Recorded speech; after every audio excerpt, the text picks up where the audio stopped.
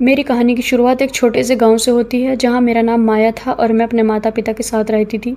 मेरा बचपन एक डरावने सपने जैसा था। मेरे गांव में बचपन में शादी करने की एक अजीब परंपरा थी, खासकर लड़कियों के लिए। मेरे माता पिता ने भी मुझे इस रीति रिवाज का शिकार होने दिया और मेरी शादी एक लड़के से करवा दी जिसका नाम अमन था। यहाँ यह एक ऐसा खेल था जो मेरी किस्मत ने खेला और मैं अपनी ज़िंदगी में आगे बढ़ने के बाद भी अपने अतीत को नहीं भूल सकी। मेरे माता पिता नहीं चाहते थे कि मेरी ज़िंदगी बर्बाद हो, इसलिए उन्होंने मुझे सब लोगों से छुपाकर मेरी बुआ के घर भेज दिया। मेरी बुआ और फूफा की कोई संतान नहीं थी, इसलिए उन्होंने मुझे अपनी असली संतान से भी बढ़कर समझा। उन्होंने मुझे पढ़ाया लिखाया और अपने पैरों पर खड़ा किया।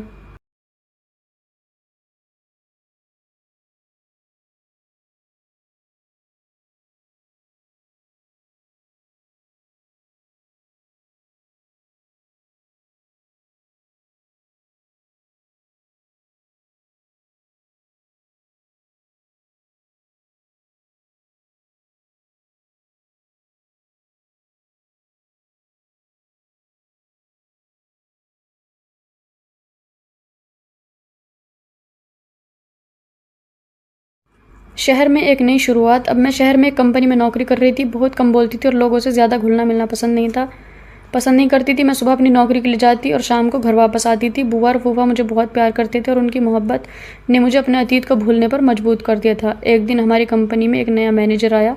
उसका नाम आदित्य था। वह बहुत ही हैंडसम और स्मार्ट था। एक दिन मुझे किसी काम से उसके कैबिन में जाना पड़ा।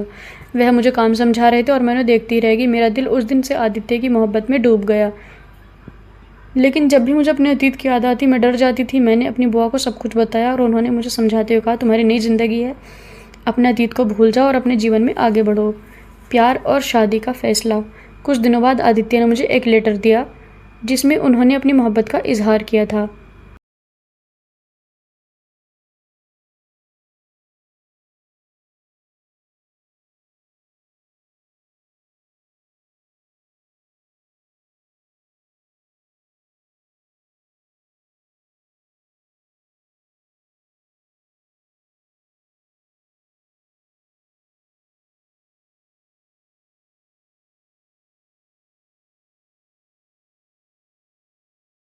मैं बहुत खुश थी लेकिन मुझे अपने अतीत का डर भी था। मैंने ये बात बुआ को बताई और उन्होंने कहा कि ये भगवान ने तुम्हारी किस्मत खोल दी है।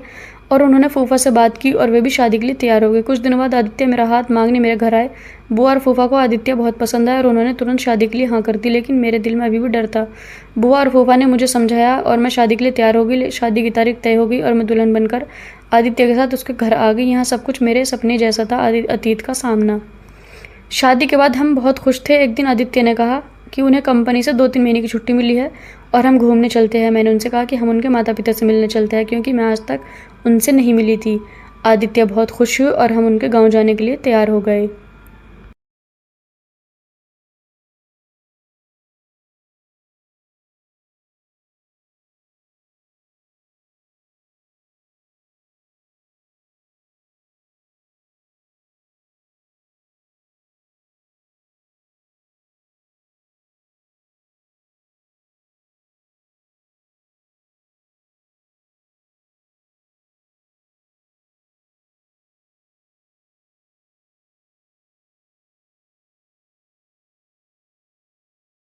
लेकिन जब मैंने ट्रेन की टिकट देखी तो मेरी आंखें फटी की फटी रह गई। गांव का नाम देखकर मैं बहुत घबरा गई। यह वही गांव था जहां मेरा बचपन बीता था।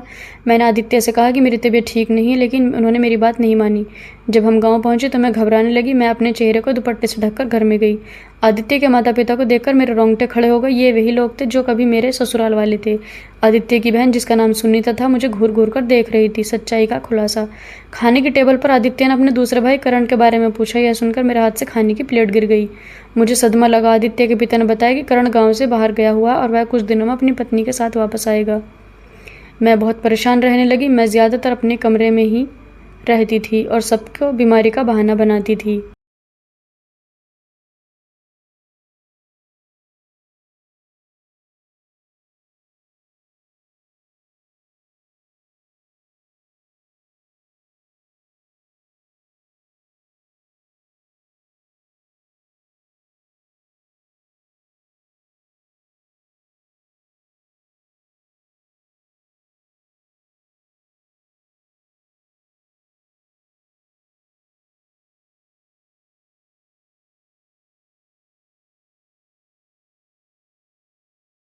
ताकि कोई मेरा चेहरा ना देख सके। एक दिन अचानक करण मेरे सामने आ गया। उसने मुझे घूर कर देखा, लेकिन मैंने अपना चेहरा ढका हुआ था। मैं घबरा गई और बिना कुछ बताए वहाँ से जाने लगी। तभी सुनीता ने मेरा हाथ पकड़ लिया और मुझे घर के अंदर ले आई। उसने कहा, मेरे दोनों भाइयों की एक ही दुल्हन। उसकी बात सुनकर मैं चिल्ला पड़ी, नहीं, ऐसा कुछ नहीं है, यह झूठ बोल रही है। आदित्य ने मेरे मुंह पर थप्पड़ मारा। मैं रोने लगी और मैंने अपने चेहरे से मास्क हटा दिया।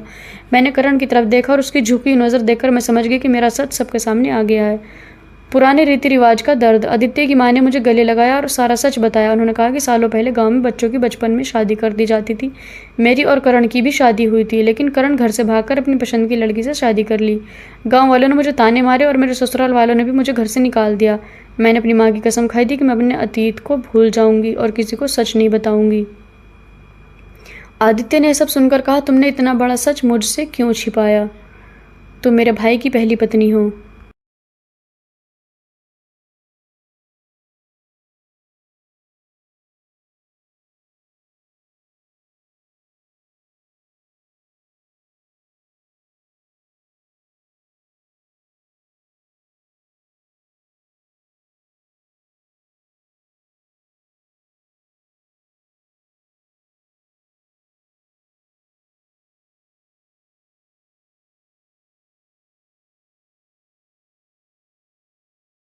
यह सुनकर करण की पत्नी ने करण को थप्पड़ मारा और तलाक देने की बात कही। सुनीता रोने लगी और उसने कहा, सारी गलती मेरी है।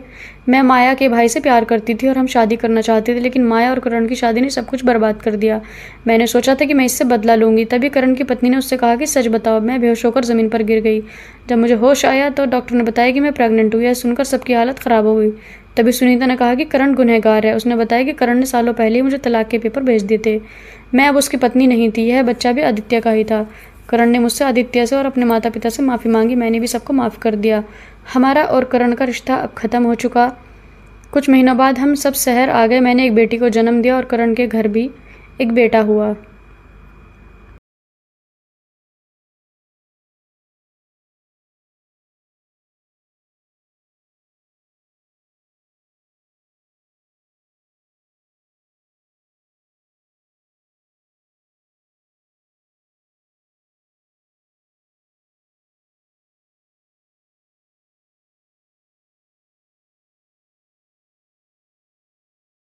आदित्य के माता पिता को अपनी गलतियों का एहसास हुआ। उन्होंने गांव जाकर लोगों को समझाया और उस पुराने रीति रिवाज को ख़त्म कर दिया। अब सब लोग हंसी खुशी से रहने लगे। यह कहानी हमें सिखाती है कि हम अपना अतीत कितना भी भूलना चाहे, एक दिन वह हमारे सामने आ ही जाता है। लेकिन अगर हम हिम्मत और सच्चाई के साथ उसका सामना करें तो हम अपनी ज़िंदगी में खुशियाँ पा सकते हैं। दोस्तों, उम्मीद करती हूँ कि आपको हमारी कहानी पसंद आई होगी। अगर कहानी पसंद आई है तो वीडियो को लाइक करें। अगर चैनल पर नए हैं तो चैनल को सब्सक्राइब करें और हाँ, बेल आइकन को दबाना ना भूलें, ताकि आने वाली हर वीडियो का नोटिफिकेशन सबसे पहले आपको मिले।